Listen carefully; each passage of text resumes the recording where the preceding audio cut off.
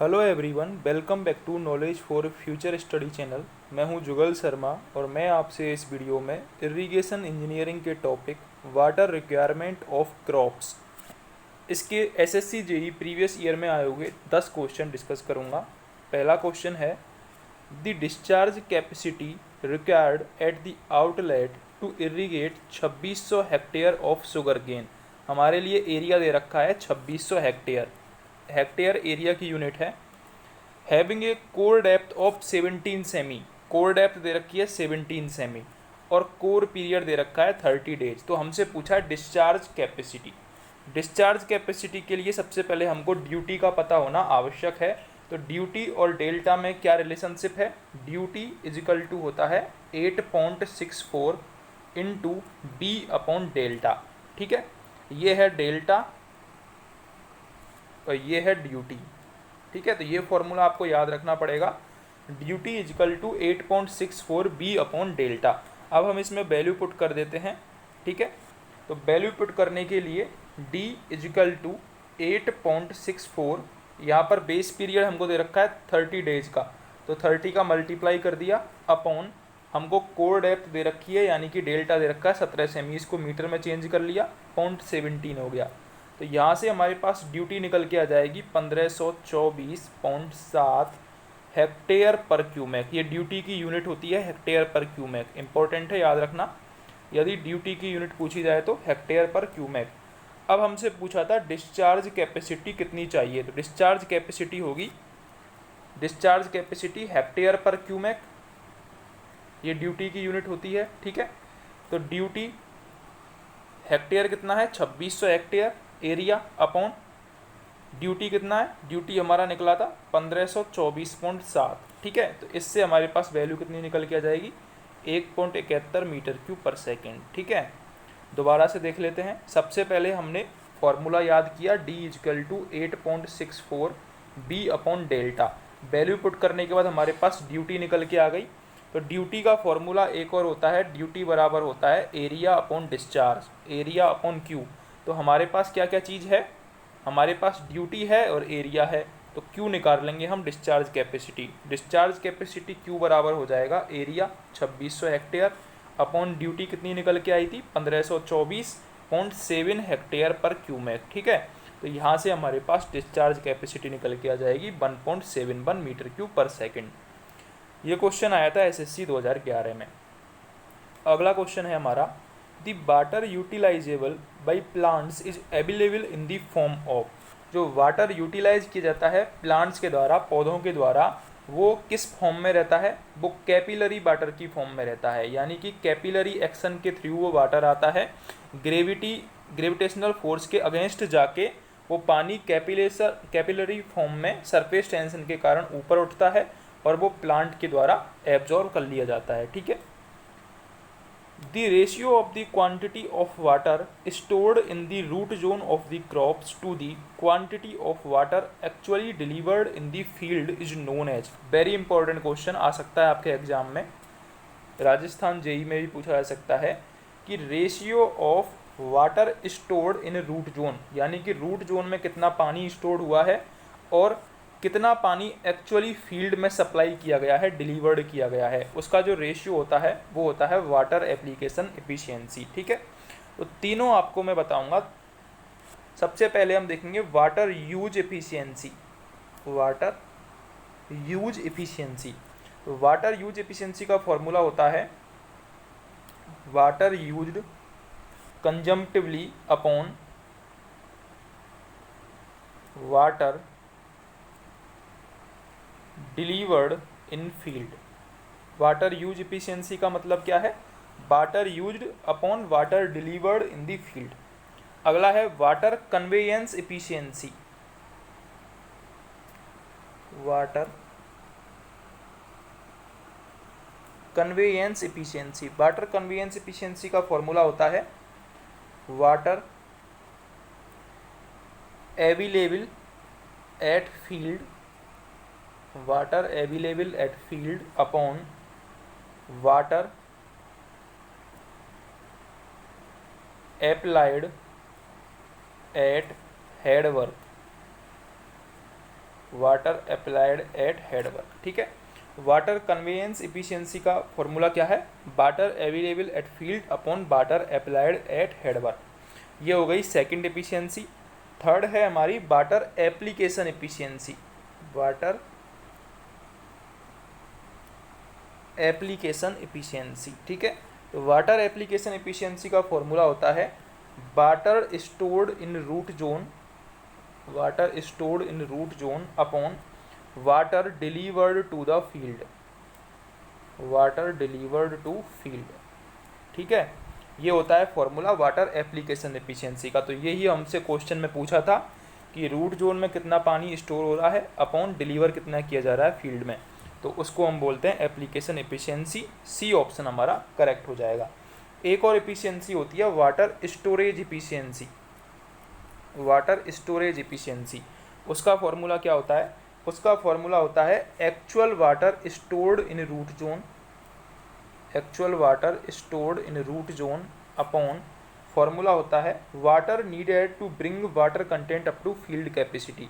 Field capacity तक पानी को लाने के लिए कितना वाटर कंटेंट चाहिए, वो फील्ड कैपेसिटी के लिए वाटर कंटेंट, ठीक है। Water stored in root upon field capacity के लिए कितना वाटर चाहिए, उसका रेशियो होता है वाटर स्टोरेज एफिशिएंसी। तो ये 4 टाइप की एफिशिएंसी थी। अगला क्वेश्चन है irrigation efficiency of an irrigation system is the ratio of. Irrigation efficiency is defined as the ratio between the amount of water utilized, use requirement of crop plus that necessary to maintain a favorable salt balance in the crop root zone to the total volume of water diverted, stored और pumped for irrigation, ठीक है। तो irrigation efficiency का जो system है वो है D option correct हो जाएगा, water actually utilized for growing crops upon water delivered, ठीक है। ये है इरिगेशन एफिशिएंसी का मतलब, तो डी ऑप्शन करेक्ट है। On rolling land the method of applying water is, ये इंपॉर्टेंट क्वेश्चन है, आ सकता है आपके एग्जाम में। रोलिंग लैंड पर जो मेथड है वाटर अप्लाई करने का वो है free flooding method, free flooding method. On rolling load free flooding method used for supply water. अगला क्वेश्चन है intensity of irrigation is the percentage of culturable commanded area proposed to be irrigated annually. A option correct है, intensity of irrigation is the percentage of culturable commanded area proposed to be irrigated annually. अगला हमारा question है the field irrigation requirement is computed as. तो जो field irrigation requirement होती है FIR, वो होती है net irrigation requirement plus field application losses, ठीक है। Field irrigation requirement is equal to net irrigation requirement plus field application losses. ये जो लॉस होते हैं ये किस कारण होते हैं, ये होते हैं सरफेस रन ऑफ के कारण, surface run of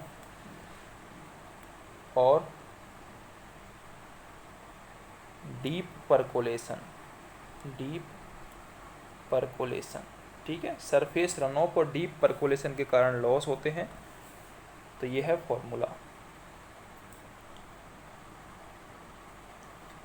the state of the soil when plants fail to extract sufficient water for their permanent requirement is.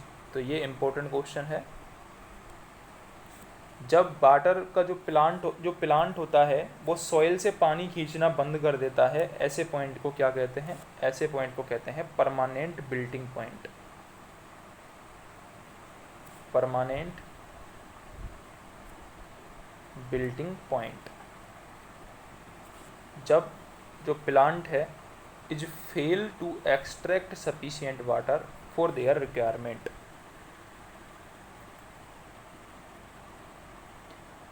The field capacity of a soil is 25%, field capacity दे रखी है। Permanent wilting point दे रखा है 15%। Specific dry unit weight 1.5। डेप्थ दे रखी है रूट जोन की 80 सेमी। हमसे पूछा है स्टोरेज कैपेसिटी, ठीक है। तो स्टोरेज कैपेसिटी का फॉर्मूला क्या होता है? इसका फॉर्मूला होता है D is equal to gamma D upon gamma W into D into field capacity minus permanent wilting point. ये फॉर्मूला आपको याद रखना है। वैल्यूज पुट कर देते हैं। गामा डी की वैल्यू है 1.5, गामा डब्लू की है 1, इंटू डेप्थ है 80 सेमी, इंटू फील्ड कैपेसिटी है 25% यानी कि 0.25 माइनस परमानेंट बिल्डिंग पॉइंट है 15% यानी कि माइनस के 0.15। इससे जो करेक्ट आंसर निकल के आएगा वो आएगा 12 सेमी, जो कि हमारी स्टोरेज कैपेसिटी होगी, ठीक है। C option. अगला क्वेश्चन है sprinkler irrigation system is suitable when, options देखते हैं, the land gradient is steep and the soil is easily erodible, the soil is having low permeability, water table is low, crops to be ground have deep roots. तो जो sprinkler irrigation system होता है वो हम use में लेते हैं जब लैंड ग्रेडियंट स्टीप हो, लैंड ग्रेडियंट स्टीप हो और सॉइल इजीली इरोडेबल हो, इजीली इरोडेबल हो, ठीक है। तो ए ऑप्शन करेक्ट है। और कब कब हम यूज ले सकते हैं स्प्रिंकलर इरिगेशन सिस्टम को? जब हाई इरिगेशन एफिशिएंसी हमको चाहिए होती है,